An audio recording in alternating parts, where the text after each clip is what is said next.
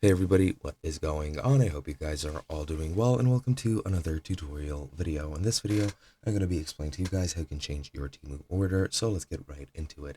Now, once you've placed your order, there is pretty much nothing you can do. You can cancel the order and then just select other items to order again. However, if you still haven't ordered your items, what you can do is you can modify the checkout cart.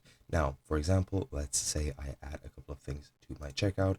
For example, this, select whichever one I want, add that to cart, then select this, whoops, and add that to cart, and select, I don't know, this, and add that to cart, and now we have our items in our cart. Now, if we go into our cart, it'll list out all the items that we have, and as I've mentioned before, you enter the checkout, you can change this order still.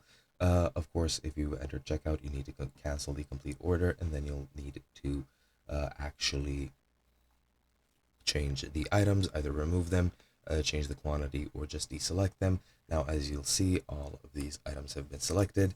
If we click on some of them, then as you'll see, they just won't be selected, and then you can proceed to checkout without those items. Now, I'm pretty sure you can get back to your cart and finish the checkout later for these items, or if you want to completely delete them, just click on the trash can, then go back to the Temu main page, select other products which you might want, for example, these here, uh, whatever they are, pliers, then just go back to your cart, and then you can proceed to checkout as planned without any sort of problems. And that is basically it. Hope you guys enjoyed, and I'll be seeing you guys in another video.